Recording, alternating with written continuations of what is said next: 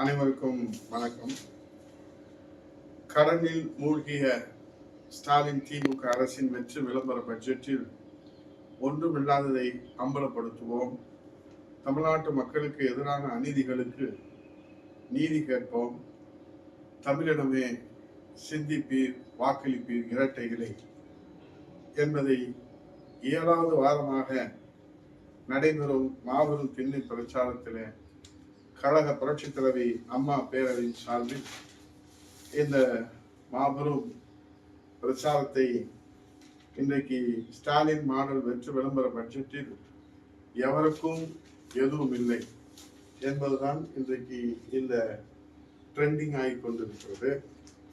ஆகவே இன்றைக்கு நாம் தமிழ்நாட்டிலே மட்டுமல்ல, இந்தியாவிலேயே தலைப்புச் செய்தியாக விவாதிக்கப்படுவது நாம் இன்றைக்கு எதுவென்று பார்க்கிறோம்.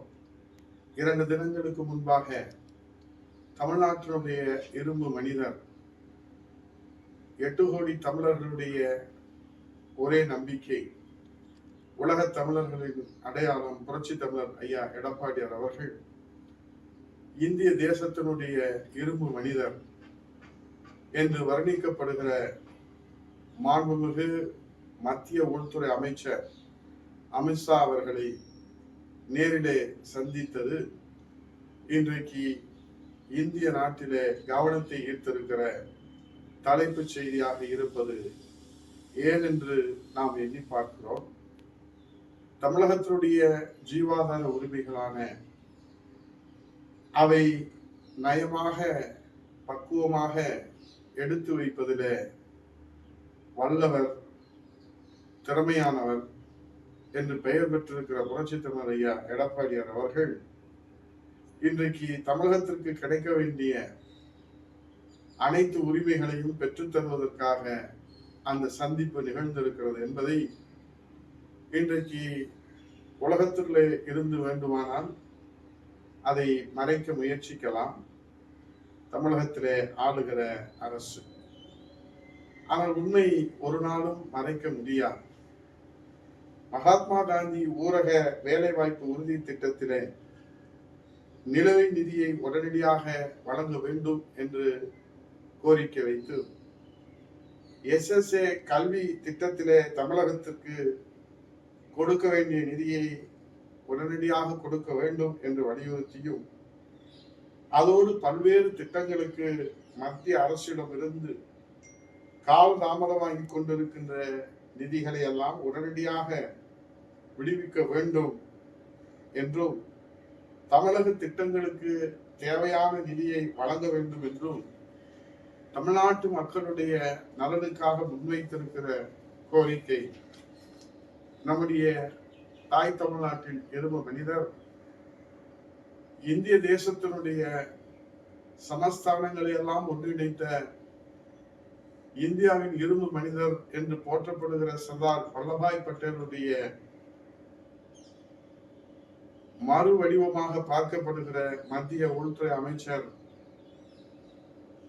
மாண்புமிகு அமித்ஷாஜி அவர்களை 2 மணி நேரத்திற்கு மேலாக நம்முடைய தாய் தமிழ்நாட்டின் இரும்பு மனிதர் புரட்சி தமிழர் ஐயா எடப்பாடியார் அவர்கள் சந்தித்து பேசியிருப்பது அவரவர் பார்வையிலே அவரவர் விருப்பத்திற்கு வேண்டுமானால் கருத்து சொல்லலாம். ஆனால் உலக பார்வையிலே, ஒட்டுமொத்த பார்வையிலே தமிழ் இனத்தின் நலனுக்காக அவர் முன்வைத்திருக்கிற கோரிக்கைகளை தமிழ்நாட்டு மக்களிலே எடுத்து செல்வது நம் ஒவ்வொருடைய கடமை.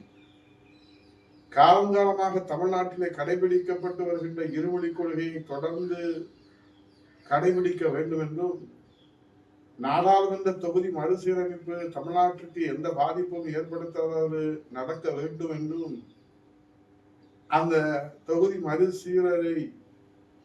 மறுசீரமைப்பை தமிழ்நாட்டிற்கு 7 மணியளவும் பாதிப்பில்லாமல் நடத்த வேண்டும் என்றும்,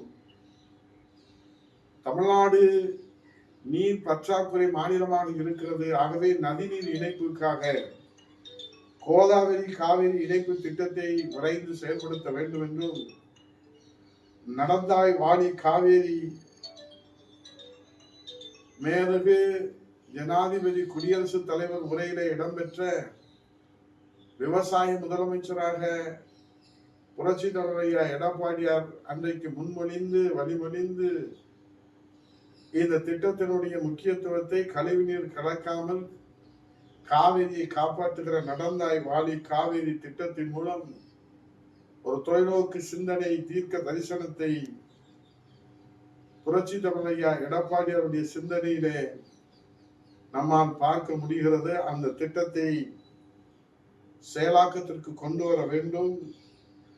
அதே போன்று காவிரி ஆற்றின் குறுக்கே மேகதாது அணை கட்டப்பட உள்ளதாக கர்நாடக அரசு தொடர்ந்து செய்தி வெளியிடுகிறது. உச்ச நீதிமன்ற தீர்ப்பின்படி மத்திய அரசு நடவடிக்கை எடுத்து மேகதாது அணை கட்டுவதற்கு தடை ஏற்படுத்த வேண்டும். இன்றைக்கு எக்காரணத்தை கொண்டு மேகதாதுவை அணை கட்ட கர்நாடக அரசுக்கு மத்திய அரசு துணை போய்விடக் கூடாது என்றும், முல்லை பெரியாறு அணை நீர்மட்டம் ஏற்கனவே உச்ச நீதிமன்ற தீர்ப்பின்படி 136 அடியிலிருந்து 142 அடியாக உயர்த்தப்பட்டிருக்கிறது. அது மேலும் 142 அடியிலிருந்து 152 அடியாக உயர்த்துவதற்கு உச்ச நீதிமன்றம் அளித்த தீர்ப்பின்படி அந்த அணையை பலப்படுத்த வேண்டும். தேவையான நடவடிக்கைகளை மத்திய அரசு எடுக்க வேண்டும். அதோடு மட்டுமல்லாமல் தமிழக ரயில்வே திட்டங்கள் நடைபெற்றுக் கொண்டிருக்கின்றன. அதற்கு தேவையான நிதியை உடனடியாக விரைந்து செயல்படுத்த வேண்டும். அதோடு மட்டுமல்ல, இன்றைக்கு தமிழகத்தை உலுக்கிக் கொண்டிருக்கிற அச்சுறுத்தி